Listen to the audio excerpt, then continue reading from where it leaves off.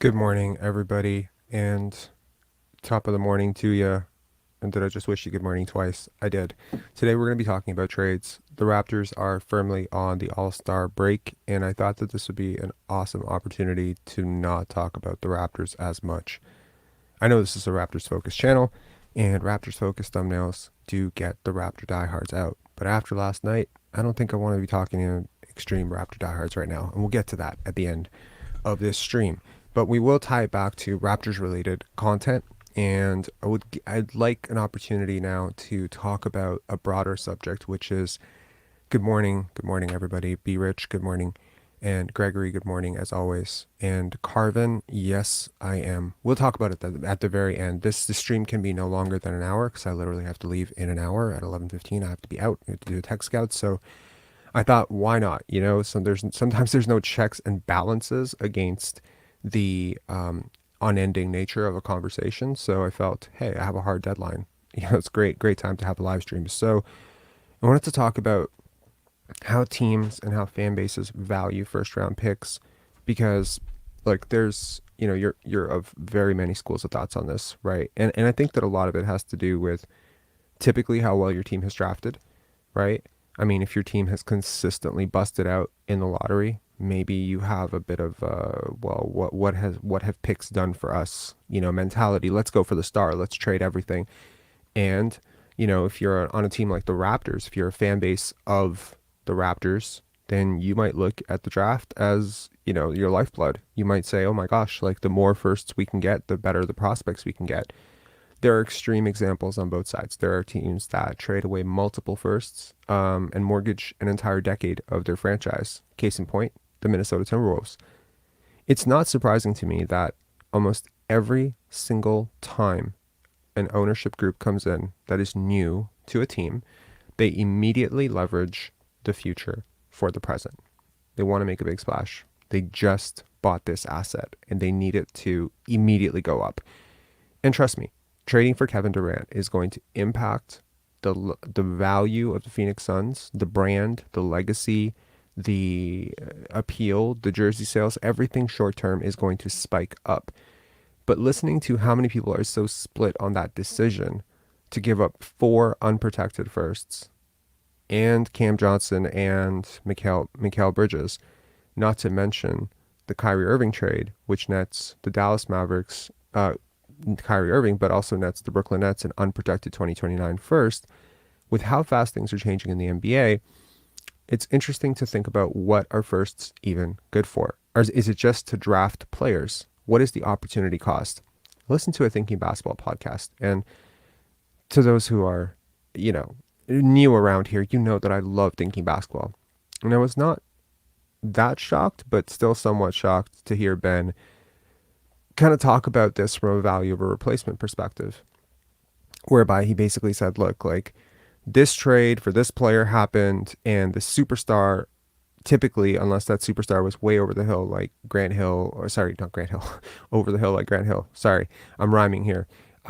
Like Kevin Garnett, Paul Pierce, that trade, or the Darren Williams trade, where there was a significant fall off, right?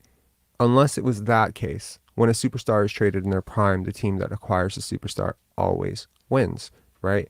But I think how you approach this subject depends on your preconceived notions on the subject, because you could go pretty meta and pretty deep into this to prove that's not true. For instance, Paul George was a superstar traded in his prime. It just so happens he got traded for a superstar, but the Clippers added a boatload of picks. And right now, if you look at the roster construction hell that the Los Angeles Clippers are in, you could argue a lot of that has to do with the number of picks they've mortgaged. If you had to look at the trade deadline, which were the teams that were considerable suitors all the way through for OG Anunoby and Pascal Siakam? The New Orleans Pelicans. Why? Number one, they draft well. Number two, they have a boatload of draft assets. Look at the New York Knicks, right? I mean, New York Knicks, once the mocking cow of the NBA for giving away first round picks for just about any reason. They were like Oprah Winfrey, like you get a first round pick, you get a first round pick, everybody gets a first round pick. That was the New York Knicks under Isaiah Thomas. Just one bad decision after another bad decision, and every single time he made a bad decision, he wanted to wipe away a pick. Okay, so what is the value of these things, and why do teams that trade them away so often look like geniuses right away, have a honeymoon period, and so often look like absolute idiots? A very big example of this that is not talked about enough because of what that draft pick became, but is not talked about, should be talked about because of what the draft pick could have become, is Darko Milicic. People may not remember this, but the Memphis Grizzlies sat at the 2003 draft lottery selection knowing that they would either go home with LeBron James or they would go home with nothing. The Memphis Grizzlies had traded away a draft pick in 1997 with Otis Thorpe, for Otis Thorpe, that became a first-round pick that conveyed in 2003. It is not talked about enough because that pick was number 2. The Grizzlies drew number 2. Who knows what they would have done with that pick? We know what the Pistons did with that pick, which is that they drafted Darko Milicic. That's the other side of it. The concept that if it's not a top 3 pick, it's totally useless. Let's talk about that. So I pulled up a random draft, pretty random. I just thought of a number, and the number that just spoke to me was 2016. And it just so happens that that's a draft Pascal Siakam was drafted in. And I sorted every single player by value of a replacement to see if there's any truth to the fact that it's just basically top 5 or bust or top 2 or bust. During a live stream yesterday, someone talked about, top 2 or bust. It's basically top 2, top 3 picks, and then everyone else is trash. Well, in terms of value of a replacement, which is a career estimate of a player's value over a replacement player, Domantas Sabonis and Ben Simmons are 1 and 2 on this list, and that is the 11th pick and the first pick. So there's some credence to that lottery picks are better than the average pick. But then number 3 and number 4 are in the 20s. So we just skipped picks 12 all the way, right, to 26. There was nothing in there that even touched these guys. And then you have a second rounder, Malcolm Brogdon. I think this distribution checks. This happens a lot. And then you have Buddy Hield, Jaylen Brown, right, Jamal Murray. Wait, Jaylen Brown, really that low? That's surprising. Jamal Murray, Jakob Poeltl. So ironically, Jakob Poeltl was picked 9th, and he has had the 9th biggest impact. Then you have Brandon Ingram. I think you could look at games played for Malcolm Brogdon, and you could look at the career arc of Jaylen Brown, say he's a little bit younger. But yeah, this was a hella good draft. And then you have value all the way down to Ivica Zubac, right? Which was he was a second round pick. So you have multiple seconds, 2 very late firsts, a bunch of lottery picks. I think this draft is very interesting in terms of the distribution of value. And I could argue every single one of those players is concretely a starter. I mean, if you look at this list, how many of these players would you say are consistent starters? You could make a case all the way down to 12, which is Karis LeVert, as a guy who has consistently started in the league. I understand he's come off the bench as well, but I mean, it's an interesting draft for a million reasons. But Jamal Murray, right? Again, like some of these players are underclassmen. Their career arcs are going to look different. When we look at this draft 10 years from now, I assure you, there are younger players on this list like Jaylen Brown, Jamal Murray, etc., that might pass guys like Pascal Siakam, who were older coming into the draft. Nevertheless, it is very difficult for me to argue that a team that really knew what they were doing couldn't have made the most out of the 20th pick in this draft, or the 22nd pick, or the 18th pick, or the 14th pick. If you get at scouting, you get at scouting. That's just the reality of the situation. This is not random, okay? Here's my theory. Typically in the top 10 picks, top 12 picks, you're going to get like 2-ish all-stars. Some years you might get 4, some years you might get 1, but I think it usually balances out to 2 to 3, max 2 to 3, usually 2. I'm going to say 2. Beyond that 12, you get all the way to the 12 to 22 range or 13 to 22 range, you might have 1 more there. And then, again, typically, you will go from 23 all the way to 60, and you might have 1 more there. We overemphasize the busts and the massive successes. We don't talk about the averages. We should talk about averages. So now that we have settled that first round picks and second round picks have value all throughout and can be complete crapshoots as well, because there is no random, there's no consistent order to the value of those draft picks related to where they were. let's talk about the few ways that draft picks can be picked, can be used, because there's a multitude of ways you can use them. And I think one of the things that Thinking Basketball maybe didn't talk about enough that I wish they had talked about was opportunity cost. Because you can't say what you didn't do when you didn't do it, right? For instance, a team like the Brooklyn Nets, for the past, 4 years, they've been building around this core, or 3 years, they've been building around this core of Kyrie and Katie.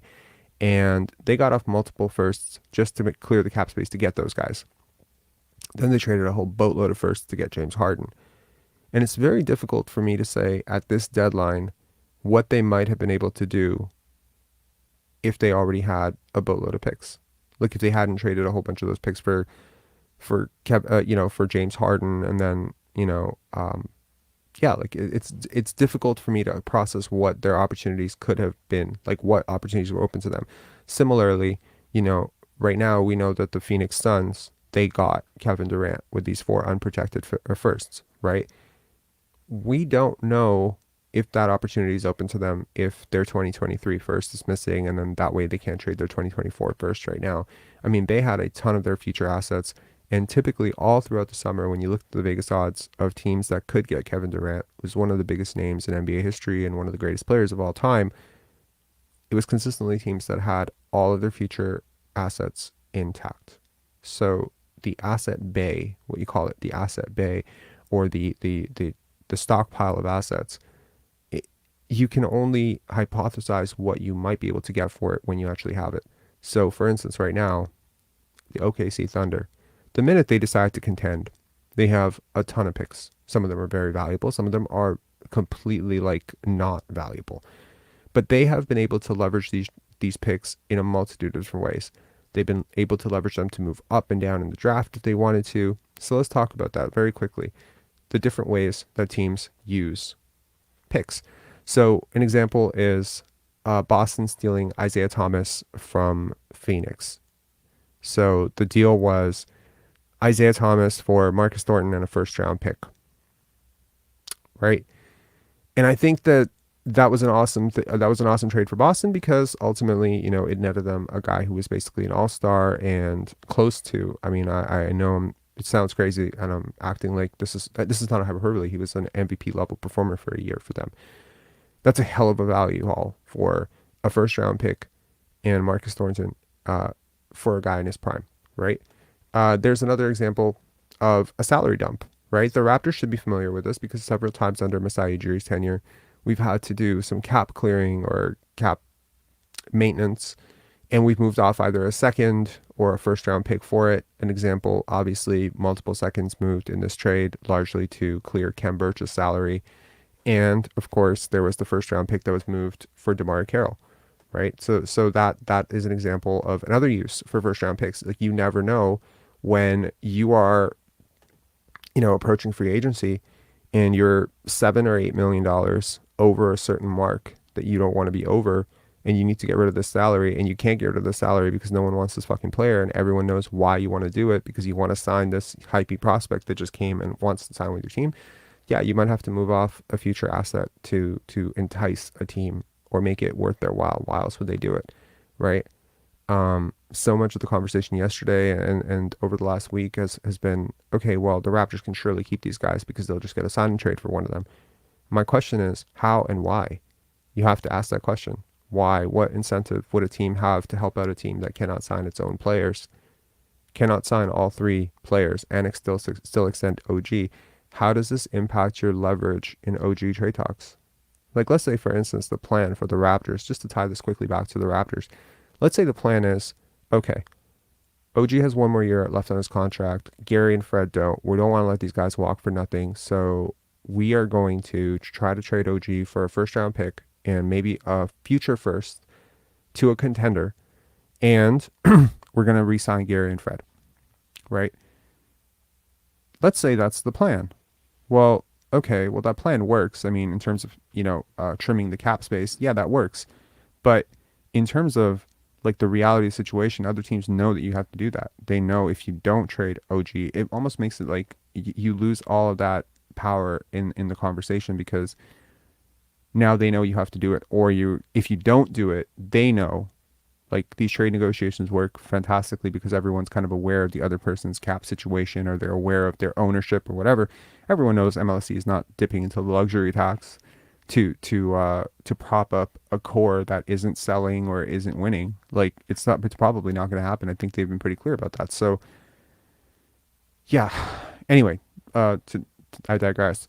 Another, a salary dump, as I mentioned, a bench player upgrade, obviously, right? You could be looking at Jeremy Grant, but you could also be looking at other examples, like, for instance, Tobias Harris, like where you upgrade the starting lineup, right? Tobias Harris, Boban Marjanovic, and Mike Scott. And the Clippers received Wilson Chandler, Mike Muscala, Landry Shamet, and 2 first-round and 2 second-round picks. I'd say that's a hell of a price to pay for what you got there. Wilson Chandler was a hell of a player at that time. Landry Shamet's pretty good, but I guess I get it, right? You have a superstar in Joel Embiid. You want to support that superstar with either Jimmy Butler or Tobias Harris or whatever. They built a hell of a core. I mean, the Raptors beat them in the playoffs, but don't sleep on it. No team played us closer than Philly that year. The record will show that Philly was bounced in the second round, but you can make a very strong argument that Philly was the toughest Raptors opponent that year. It took a game winner buzzer beater and every ounce of fume from Kawhi's legs to get us through that series, right? So I think, and godly defense by Marc Gasol. So yeah, I mean, you can make a case that was a good trade. They just bumped into a luckier and smarter and better opponent with a slightly better all league MVP player. This is a famous trade, a trading up, right? You got the 5th pick. There's a guy at 3. You really think he's gonna be a lot better than the guy at 5? Well, let's move a pick, right? Trae Young and a protected first-round pick for Luka Doncic. Depending on how long this goes out, how long these careers play out, possibly one of the worst trades of all time. Some people swear it's average. Some people will say it's even, dead even. No, it is not even. It is not even close to even. And I'm not even throwing shade at Trae Young. This is not even. In terms of the marketing, the international stuff, the connotations, the everything about this trade is a ridiculous trade. There is no number of firsts that you could have added to trade off of Luka Doncic if you had that 3rd pick. It's the same way I feel about, the smart, oh my gosh, sorry. I apologize. I'm getting a bit of interference here. It's the same way I feel about the Jason Tatum trade, right? Like the first overall pick, the Boston Celtics had it. Danny Ainge geniusly decides to trade back 2 spots to pick up Jason Tatum at 3. Let's the and I believe they got a first for that as well, if I'm not mistaken. You can let me know in the chat. And of course, what people like to talk about. Hold on, where is it? Is it? Hang on. Do I have it? Ah, yes. Here we go. Blockbusters. So, of course, the one that everyone wants to talk about, like the KD trade, you look at a trade like this where the Lakers receive Anthony Davis and the Pelicans received Lonzo Ball, Josh Hart, Brandon Ingram, and 3 first-round picks. They're the other example, which is probably one of the worst examples, in which the Clippers receive Paul George, and then they give up Shai Gilgeous-Alexander, who was coming off a very good playoff performance that year, Danilo Gallinari, who was still worth like a hell of a haul, 5 first-round picks and 2 first-round pick swaps. Holy hell, right? And I remember someone close to that situation had told me that they had to sell it. They had to sell it to Ballmer, and they had to justify that, and they said, don't think of it as 5 firsts for Paul George. Think of it as 5 firsts for Paul George and Kawhi Leonard. Of course, Kawhi Leonard, the hypest person on earth at that time. You were basically adding a guy who was being compared to Michael Jordan at the time. How has that worked out? I don't hear anyone talking about the Clippers as contenders this year. I don't think they are contenders. They haven't sniffed the finals. How has that worked out? And insult to injury, you have to now go up against Shai Gilgeous-Alexander, the guy you traded to get off of, by the way. I don't think that trade, and he's younger. He's younger than both these guys. I mean, can we be real? I don't think that, I think there are some GMs out there right now that would not trade Shai Gilgeous-Alexander for Kawhi Leonard and Paul George. And I think they would be rational in that. I'm not saying he's better than those guys right now. I'm not saying he's way better or whatever. I'm saying he's playing better, number one, and number two, he has more value. And number three, touch wood, he is way more durable. So, that being said, that's the kind of trade that is just, it gets worse every year, and it's just going to keep getting worse. And at some point, the Clippers may watch Shai Alexander retire his number with some other team, because I tell you, I've watched this guy this year, and he's been incredible. And they will wonder what could have been, right? They will wonder. So tying this back to the Toronto Raptors, why am I talking about this? This is a Raptor channel. Why are we talking about first round picks? The Raptors obviously did not trade first round picks, multiple firsts for Kevin Durant. They have been hesitant to move off of multiple firsts in the same, draft. But a really big part of my critique of Masai and Bobby was, at the trade deadline was getting Jakob Poeltl for, what is now a very lightly protected 2024 first, and all of the opportunity cost that is drained in that trade, right? Specifically, we have 2023 you can't trade, 2025 you can't trade, 2024 you have to be good or you're going to surrender a really high pick, 2026, you know what I mean? Like, it just, the cascading effect of this goes on, and you don't know how it's going to burn you. Let's take the optimistic pathway. The optimistic pathway right now, and I would say the best possible scenario, the very best possible scenario for the Raptors, I mean, in terms of future, is as follows. Number one, you suck this year. That actually is part of it. You do need to suck for this to work out perfectly for you. You suck bad enough and you luck out in the lottery and you get a top 2 pick or a top 3 pick despite tanking horribly. That would be step number one. Step number two, you manage to pick one of the two obvious players at the top of that draft and get a highly valuable, asset that you are able to either use in a trade. I'm not suggesting that, but hell of a haul if you do use it. If you trade away Scoot Henderson, a hell of a haul if you've ever seen one, or just bring him into your team and yeah. Then you possibly trade OG Anunoby for multiple firsts to replenish and perhaps even create the biggest stockpile of assets this team has ever had, maybe 3 first-round picks. Now you have all the leverage back. Because you didn't make the playoffs, because you didn't make the play-in or whatever, you are able to sign Gary, Fred, and Jakob back to reasonabler deals. And that's a made-up word that I just made, reasonabler. More reasonable deals than you would have had you made the playoffs and done really well, which is what half this fan base is rooting for. I'm personally not, but I understand if you are.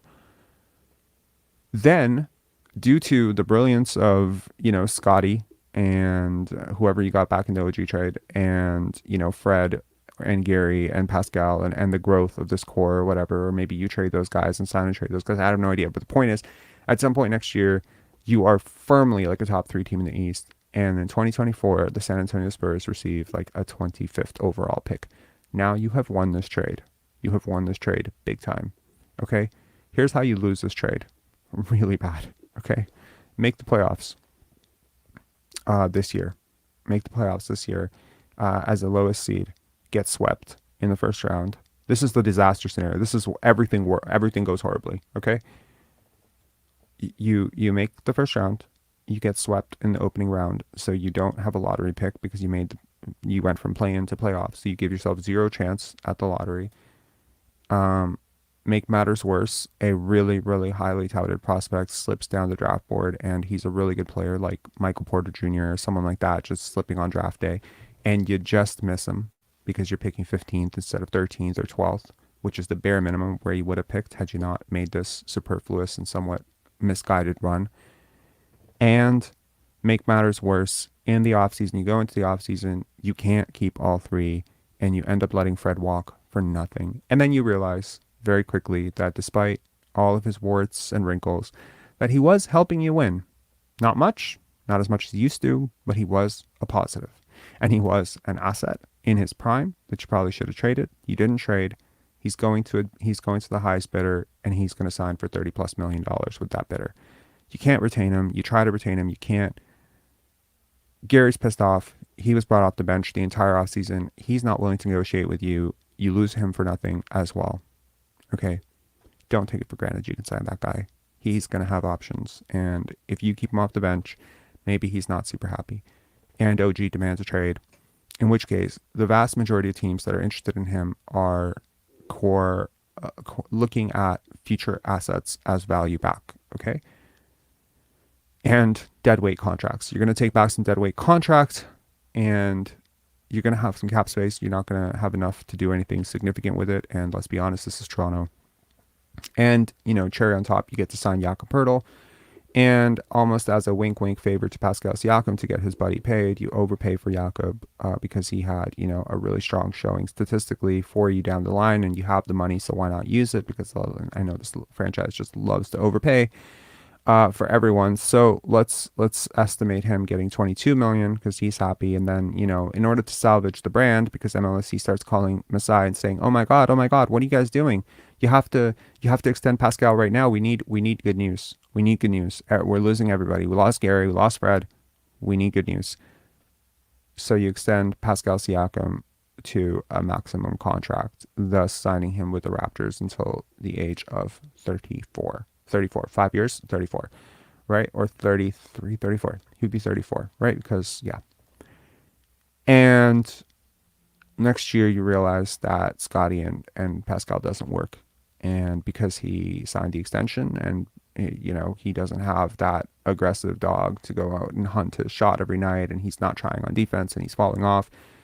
And now you have Scotty Barnes sitting there on this team with no OG because you had to trade him, future draft picks, which aren't players yet, no Fred, no Gary, a boatload of what ifs. You're trying to develop Christian Koloko. It's not working right. And guess what? You're at the All-Star break and you are bottom 11 in the East. You're 11th in the East. And now you are very realistically going to convey. And now it's anxiety. It's panic in the fan base. And now you get to the draft and you end up getting the 7th pick, which you cannot keep because you top 6 protected your fucking lottery pick for Jakob Poeltl. That is the disaster. Okay? So it can go one of two ways, or it can go somewhere in the middle. The point is, when I say that I do not support that trade, that is why. It's not because I overvalue first-round picks. It's because I understand the value of first-round picks in the hands of a competent general manager and a competent president and a competent scouting department. And nothing the Raptors have ever done in the draft has led me to believe that they don't know what they're doing in the draft. Even when they miss. They missed on Domantas Sabonis for Jakob Poeltl. They missed on Desmond Bane for Malachi Flynn. In both cases, I understood what they were doing.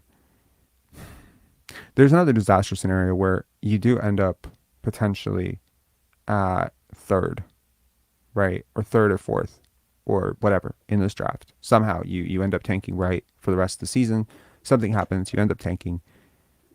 And the team that's at number 2 is not completely sold on Scoot, and they would like to move back and pick one of the Thompson brothers. And you are sold on Scoot because you're not an idiot. And what they're looking for is the 2023 pick plus 2025 protected. And now you can't make that trade because you traded. See, there's a lot of opportunity cost that becomes lost when you make trades like this. That's all I wanted to say. Do I know how this trade will work out? I have no idea, man. So now we can take a couple of call-ins. If you'd like to call in, you can definitely call in. If you want to talk about this, if you have something to say, here's the link. I'll post it right here. I will address the chat last night because it was horrible. It was the worst, probably the worst live stream I've ever been a part of. And this morning, I got to tell you, I woke up and I was just like, what the hell am I doing? Like, what am I doing? And it's actually before I went to sleep last night, and I'll just talk about it if no one wants to call in. That's cool. Like, we have, this is the lowest turnout for a live stream ever because it's so early in the day. And Andrew C., what is quite sad? What's sad? Yeah, like usually we have like 200, 300, 400. Last night we had, I think, upwards of 400 people, 380 people in the live stream. And it was interesting. I mean, I've never seen a string of callers like that before. The comments were predictably overly like critical, right? And then that's fine. I'm open to criticism. Fair criticism is cool, right? It was a lot of, this channel is too, doom and gloom. It's too negative. It's too this, it's too that, right? There's callers who are calling on and they're trying trying their best to struggle to get out sentences. And I'm just like, where are these people coming from? I have prided myself forever in this community being one of the smartest communities. I have created so many checks and barriers against, basketball casuals being even drawn to the content. I mean, I do like, you know, I don't try to do the content that would attract casuals. But then, yesterday was probably like the word. It was casual magnet, right? I mean, number one, another YouTuber who is a total casual makes an entire video about you, which is very inflammatory, very incorrect, and very wrong, and you address it in the opening. That is probably moths to a flame for casuals, and you create an overly optimistic, video about Joe Wieskamp, and that's probably going to draw a lot of casuals too. I'm not oblivious to the fact that a lot of people unsubscribe every day. I'm not. Can I just, yeah, the too long didn't read Marco, is, there was a YouTuber that I'm not going to mention. Please don't mention in the chat, man. Please don't. Just do me a favor and please stop giving that guy clout. Who released a video about me, creating a whole bunch of narratives, creatively edited clips saying that I didn't actually want Scottie at the draft and I had to play a 15-minute unedited clip of that time, what I actually said, to disprove what he was saying and to show that he was twisting my words.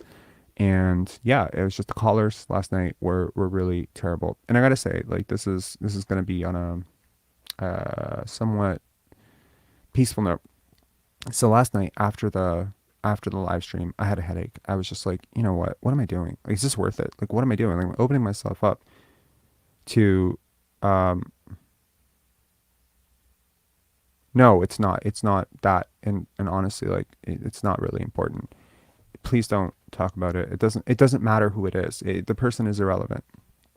What is relevant, however, is that when this team wins, right? And when this team loses, it shifts everything, right? You beat the Magic yesterday. You didn't meet I'm not trying to throw shade on the Magic. It is the Magic though, right? They played a certain way. Like, there's always going to be a transition period when you add a new player like Jakob Poeltl. There's always going to be a transition period because teams have never guarded you, scouted you with this guy. They don't remember, 2017. He's not the same player. You're not the same team.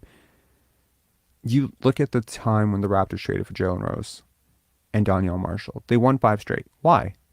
Were they a dynasty? Were they unstoppable? No, teams did not know how to guard that team. They had never seen that team. It will take some time.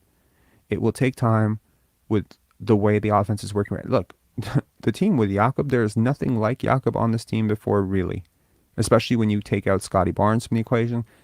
Teams haven't really seen a player like this on our roster in a couple of years. There's really no way for them to stop it right now. Give them time. Give them like 3-4 days. Give them like a couple of weeks. Give them the All-Star break to evaluate the last 3 games of footage. But the way that people were talking about this, they're like, oh my God, like the Raptors, you gave this a D and an F and you're such an idiot. You must be, feeling really stupid right now. You're so negative about this Jakob trade, blah, blah, blah, blah, blah. Well, hopefully this conversation that we've been having for the last 35 minutes, or I've been having with myself, I guess, for the last 35 minutes, explains to you the doomsday disaster that I am so afraid of. And I can just lay that out fairly and hopefully with some historical precedent in terms of why I didn't want to do this. Now, this channel has been overly accused quite a few times of being a hater channel, like hating on Pascal, hating on Fred, instead of, and some people would call it fair criticism, but some people would say it's out of bounds. It's not fair. You criticize Fred when he had a 15 assist game. You criticize him when he scores 32 points. What gives, Rob? And I guess that's fair too. And I got to say to anyone out there who's ever had an unpopular opinion that, for instance, like I took so much shit for being pro Scottie at the draft. Like people told me I was crazy. They're like, oh my God, you're always sticking for the management. I had to just stay. I had to stay on my point because I thought at the time, and I still believe right now, that I knew something that people were missing, and I just had to stick with it. I didn't convert to a Suggs, fanboy because it was popular and because it would be a lot less controversial and probably a lot better for views. I feel the same way about Scottie's struggles earlier this year. I mean, one of the things that I think people close to him would probably appreciate about me is I've never wavered. I never wavered for 1 second on the type of player I think he's going to be. I've never wavered for 1 second in my support for him. And I will never waver for my support for players that I really believe in, like Christian Coloco, included. Like when he was playing really well, um, I said, great, I look right. And when he was playing really bad, I was just like, wait, let's just wait. I'm not turning on this guy because he had 3 bad games or he missed every single shot tonight or analytics are saying this or that. I see what I see with him. Until I stop seeing it, I'm not going to stop believing in him, right? It's not just about Scotty. It's about a lot of players on this team. And it's not always going to be popular. It's not always going to be a popular opinion. But it is, in my opinion, the right thing. It is not popular right now to be critical of a trade that has netted you a player who just put up 30 points on probably the most efficient scoring night in Raptors history, or one of the most efficient scoring nights in Raptors history. It would be probably politically correct, or at least business savvy of me, if I want to retain subscribers, to start kissing Jakob Poeltl's ass and Masai Ujiri's ass for trading for him. Being like, oh, what do I know? 2024, we're going to be so good because of Jakob fucking Poeltl. I don't believe that. I can't say it. I'm sorry. I just can't. Then there is the elephant in the room of, well, what if I'm just defective? What if I'm just wrong? What if there's something in my brain that is just wired to be negative in a positive setting, right? And I'm like, is this possibly true? Have I always been a little bit more cynical than the average person? Is it the Eastern European in me? I mean, god damn. Being from Eastern Europe, the optimism does get beaten out of you. And then moving to America and living in like government housing and the hood and shit, like, yeah, you have a lot of optimism beaten out of you. Is that a part of it? I don't think so, man. I am a deeply optimistic person. In my day-to-day life, I'm a very optimistic person. I've always believed in I'm not saying always believed in myself, but I believed myself for a very long period of time. I do believe things generally turn out better than expected. I am an optimist, believe it or not. I just happen to be extremely cynical and critical about the outlook of this team. And yesterday, I tell you, after having the optimism beaten, over my head, right? Over and over and over. Rob, you're a hater. Jakob is amazing. Masai is amazing. Fred's amazing. Pascal's amazing. You're a hater. Blah, blah, blah, blah.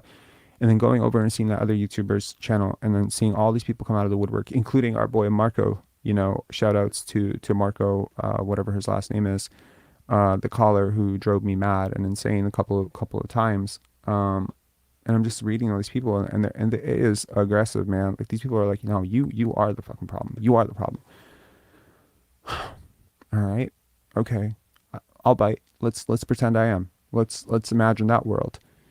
And then I turned on Facebook and I saw this amazing, it was like a little video clip of the Raptors going to this, all the Raptors players supporting this youth girls team. So I think it was like a grade 7 or grade 8. It was like a bit of a fluff piece put out by Raptors PR. And they had Gary and Fred and Pascal and OG and Scotty, and they're all there and they're all like hugging these little girls and not hugging these little girls, but they're playing soccer and basketball with these little girls and they're encouraging them. And then you have Fred, talking about how we need to support women in basketball and how he needs to, we need a WNBA team. He's like, oh, I'll support it. We need a WNBA team. And yo, man, like the aggressive vibes, the good vibes of that video were just like, oh my God, these guys are so amazing. They're such amazing people. What kind of an asshole am I? What kind of a terrible person am I criticizing Pascal Siakam and Fred VanVleet for being selfish people? And look at all the good that they're doing for youth basketball. Look at all the good that they're doing for young women. What have you done, Rob? You haven't gone and supported young girls in basketball and told girls to stay in school. You haven't done that. I've talked at high schools. Does that count for something? Maybe, but I haven't done it lately. So let's just count that out. But I haven't done this. I mean, my God, look at the good that they're doing in the community. I talked about what Joe Wieskamp means for Muscatine, Iowa. I've talked about what Scotty Barnes means for West Palm Beach. Have I properly assessed the dreams that Pascal Siakam has created for Douala, Cameroon? Have I assessed what Fred VanVleet means to Rockford, Illinois? No, I haven't. I don't think I've judged it fairly. So I started thinking maybe I am the problem. Maybe I am the problem. And I started feeling, as many people who are critical of things that are very, very popular at the wrong period of time, started wondering if I am crazy. Maybe the product on the court is really good and my standards are too high. Maybe the offense that I'm watching that makes me want to poke my eyes out has to do with a blind spot that I have for watching Scotty run this offense. What if Pascal Siakam is this amazing player and I just don't see it because I refuse to see it? What if Fred VanVleet is what the analytics say he is? What if Jakob Poeltl is, I looked up Jakob's comparables, career comparables, and per 538, he is a borderline all-star whose closest career match includes guys like Joakim Noah and Clint Capella in terms of where he scores from, the value over replacement, etc. Wins over replacement or wins against replacement. So I'm like, my God, like, who are you? I started falling into the trap of who the hell are you to criticize Masai Ujiri? And of course, you have this entire community of YouTubers that are just piling up on you and they all hate you. And then you have a media group that just completely hate you. And I've been forwarded emails by people within that media group and it's just like, look at what this person's saying about you. Look at what that person's saying about you. You're living rent free in this person's head. I go back to that old saying, if you have 20 bad roommates in a row, you're the bad roommate. But what if you're not? What if you're not? I got to tell you, I woke up this morning completely reinvigorated. I was like, you know what, Rob? You started this channel to educate people on basketball, topics around basketball. You have a unique perspective on it. Hopefully you have an ability to teach about this. You're getting too drawn up in the politics of it. I don't want to get drawn up in the politics of it. I told my girlfriend about this morning. We had a bit of a fight about it because I told her what had happened. I was like, it was the worst call-in show ever last night. It was the worst. It was absolutely horrible. It was like one person after another. It was like it was a full moon and it was absolute lunatics coming out.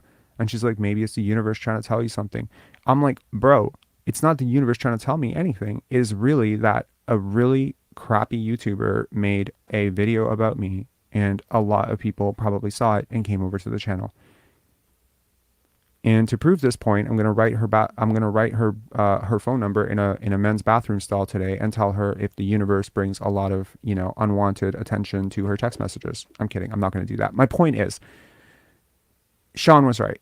Sean Stevenson, if he ends up seeing this, he was right. He said, if you get bigger, you're going to draw attention from all sorts of people, and it's not going to always be people that you want to talk to. It's not always going to be people that you're going to want to hear from, but it's going to be more people, and it's part of it. And as this channel grows, and we are on the cusp, man, we are on the cusp of 5,000 subscribers, I need to be clear about what I am doing here. I am not here to hate. I am not here to love. I am not here to kiss your ass. I am here to be myself as best as I can. And that is very hard to do. I promise it is very hard to do when you have thousands of people writing negative comments about you on Facebook, Twitter, etc., when every single day there is a new thread that pops up for you on Facebook and how awful you are, or how awful you are, to this, and some lie about what you said or what you didn't say. It doesn't matter anymore. I'm done. I don't care. I'm telling you right now, I was very critical of channels that would delete comments or block people or whatever. I was like, you need to let it all in. For my mental health, I'm not letting it all in. If you are going to be respectful, we can disagree. I don't mind. Yesterday, MSJ and I, we disagreed on multiple things. We disagreed on the value of Jakob Poeltl. We have disagreed on Fred's role. He seems to believe over and over, we've had this disagreement that Fred needs to have multiple, assists, 15 assists, 10 assists. I don't agree. I don't think that's the role for him. We disagree respectfully all the time. We can disagree a million times. Leo and I have had so many disagreements in the past. It is, however, above the belt, and it is respectful. Okay, so we can have a conversation. If you understand basketball reasonably well, we can have a conversation. You don't need to be a savant. We can have a conversation that can be respectful. Keep it respectful. I'll keep it respectful. From now on, the call-in shows will follow a specific format, just, again, to prevent against what the fuck happened yesterday, because I do have a tendency to let people get their piece out. I think it's a brave thing to call in. I do. I think it's a brave thing to call in. With a host that can be potentially abrasive and, politically incorrect and maybe even like a little bit rough around the edges or whatever you want to call me, whatever label, stick it. I don't care. Right. I get it. Right. But at the end of the day, I'm going to let people talk. And if I don't like what you're saying, I'm going to give you a 3-minute warning and just say, okay, get it out, get off. I'll respond to what you have to say. That's it. We're not having, hour-long back and forths, because I tell you, I don't read the chat messages while we're going through these, right? I don't. And then I'll read them after and I see how many people said end the call, end the call, end the call, end the call, right? And to be honest, I didn't see it, and it's a disservice to everybody. And the more you engage with trolls, the more trolls come into your space. Um, to anyone out there who has deeply unpopular opinions, to anyone out there who has ever been, I want to call it online bullied, right? Because the appeal to numbers is a really big thing, right? That aforementioned Marco, there's a comment on that other YouTuber's video, which is very negative, and it has 16 likes, and he's just like, Rob, aren't you upset with how many people are, the comments of the likes on this comment keep growing and growing? And I was just like, bro, over 100 million people voted for Trump. Like, do you understand that? Over 100 million people who are citizens, who are apparently able to drive. They're able to drive, legally able to drive, and they voted for Donald. I mean, my God, it's crazy. So my point is, don't fall into that. If anyone out there has had a deeply unpopular opinion, stick to your opinion until you're proven otherwise. I feel like, it's important to do that. And yeah, stick to your guns, man. Like it's hard to hold an unpopular opinion. I want to keep hammering that point over and over again, but hold it, if you're wrong, admit it. That's the other part of this. Like, if you are wrong later, if I'm wrong about how this Jakob Poeltl, I laid out the two path lines. Let's say it lays out that way. I will never agree that in the moment I was wrong, but I will be happy to admit a year and a half from now, if that pick conveys 24th, 27th, 20th, whatever, it's a weak draft, 2024 doesn't turn out into a strong draft, I'll be happy to admit, you know what, in hindsight, looking back on it, good trade, Masai Ujiri. He calculated something that I missed. Congratulations. I'm not going to double down on it then, but I will double down with the information that he has and we have right now. This is a bad trade. I want to leave this off by saying, I think there is something deeply annoying about Pascal Siakam, for me personally. I know that some people love him, but man, sometimes I listen to this guy talk and I get really annoyed, and I don't know what it is. I used to like him a lot. I'll be honest, I used to like him a lot. There's something about him this year that has just pissed me off endlessly. And yesterday when he was talking about Jakob Poeltl and the trade, about, to get Jakob Poeltl, and he's talking about the impact, and he says, this was like, I'm watching this right after the stream last night, because it's the post game from last night. And he says, oh man, we haven't had anyone have 6 blocks for us. And I just screamed. I screamed. It was like 4 a.m. and I just screamed. I'm like, what about Christian Koloko? He had 6 blocks against the Chicago Bulls. You were there. Don't you remember, Pascal? That's your countryman. That's your rookie. And I'm looking at, and I'm standing there, and I'm just looking at my screen, and I'm just like, how are you not aware of this? I understand that, like, to be wrong in a moment and then correct yourself. I would even understand if someone in the media who was there would be like, actually, Christian Koloko had 6 blocks. But no, we're just going to pretend that the new shiny toy is the only guy in Raptors history who's ever had 6 blocks. It's stupid. There's things like that that annoy me. It's like, I cannot understand something as huge as your rookie, like a guy who looks up to you, coming into the NBA. You sat there courtside. You were literally on the floor. I think Pascal Siakam played against the Chicago Bulls, right? Am I wrong? And he was there, and he watched this guy get 6 blocks, and he doesn't remember it because, what, too long ago? I understand slips, happen mentally, but it's just another example of things where I'm just like, it's just all about him. To me, it feels like it's all about him. Getting Jakob Poeltl feels like it's all about him. He talks about, this is what we asked for and we got it. You can hear the narrative over and over and over from him and Fred. They are so goddamn excited about this trade because they got the guy who's going to actually get them into potentially the play-in tournament, because they were at a very big risk without him to miss the play-in. Good luck going to contract negotiations with that. Someone in the chat also yesterday said, what if it was MLSE? MLSE saying, yeah, we allowed you to tank in Tampa because we weren't benefiting directly from the playoff sales, but you guys have to go into the playoffs and we don't care how many picks you have to move. Get this asset. I don't know. I want to say that I really like Jakob Poeltl.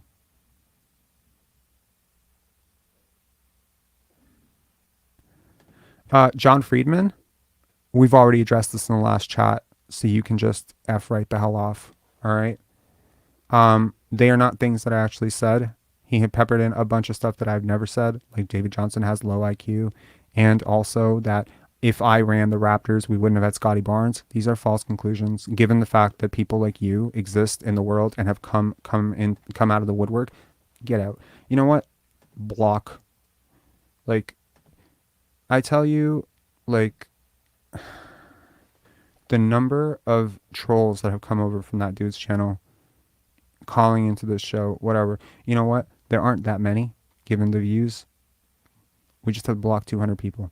200 people. And I'll be honest, I'm not trying to talk shit, but I have watched 10 minutes of that, of other videos, and I'm just like, who can watch this? And you know what? That's how people feel about me. That's how people feel about me, and that's how I feel about that dude. So if you feel that way about me, that's cool. I feel that way about somebody else, it's cool. I'm not going to get into the whole thing. We just see, we block, we move on with our lives. And I'm not deviating off the point. I want to take the next week or so to do 1 hour each day. Promise it'll be a little bit better than this. I wanted to address this from a more well thought out way, and maybe I have, maybe I haven't. But moving on tomorrow, maybe we can look. Are there any content suggestions for tomorrow's live stream? Can you give me to the 112, 110 people in here? Can you give me a suggestion of something you'd like to see me discuss in an hour-long format over coffee tomorrow morning? Chat, let me know, and if it's a cool suggestion, we'll go. And yeah, I have to leave in 2 minutes, so let's make this quick. Yes, it is.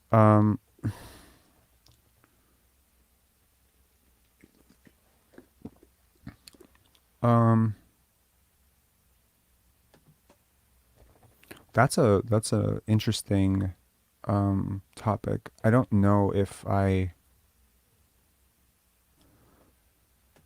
draft prospects. I think you might actually see me cry live on air if I do a show on draft prospects, because I got way too attached to some of those top 10 guys, and now knowing that we might not get them is actually going to make me really sad.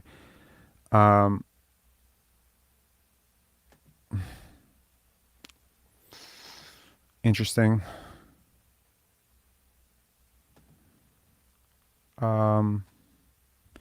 Seems like everyone is very, very interested in the draft, eh?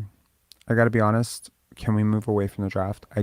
It's a part of me that's like, yeah, I really want to talk about it. Yeah, I researched it a lot, but I just don't want to be talking about like certain guys, because it bothers me that we're not going to get them, and they were right there.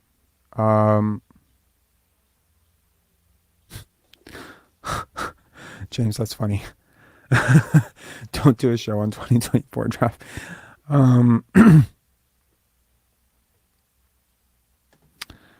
um, yeah, I don't know. That's an interesting topic. I cannot even I can't even wrap myself around the idea from the business perspective and the money perspective to move off of. Oof, biggest mistakes in Raptors history. That's interesting. Okay, I think we have a winner. I'm not just cherry picking the least triggering topic, but I think this is a really good suggestion right here. P King. I don't think I've ever seen you comment before, but it seems like a really good suggestion. Ideal role players for Siakam and Barnes, if they are insistent on playing, if they're insistent on building around these two. I think it might be interesting to see, look at the free agent heap this summer and see, who might be available for mid-level or who might be available on trade if you do move off of OG.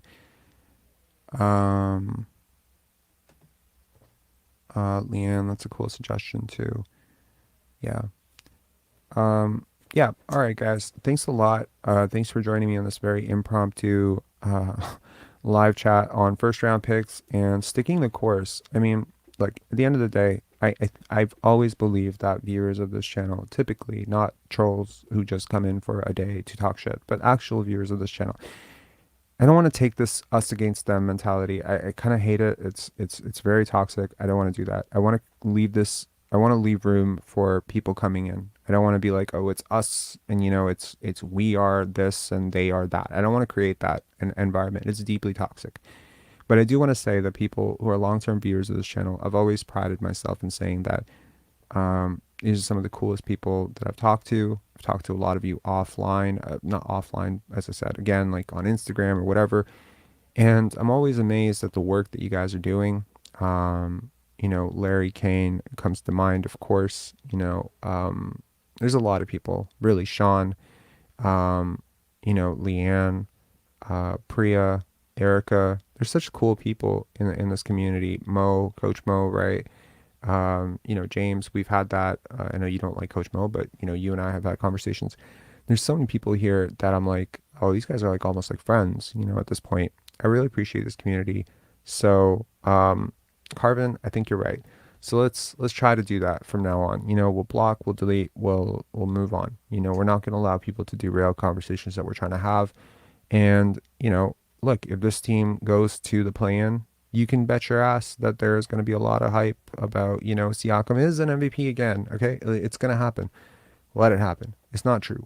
It's not true. And, we're going to stick to the truth around here. We're going to try to keep it education. So tomorrow, I will try to do a live stream. I'll do my best to do a live stream if live streams are not super draining for me right now on ideal role players. We'll look at players that we can target in the free agency heap, 2023, and potential, trade targets that might be available.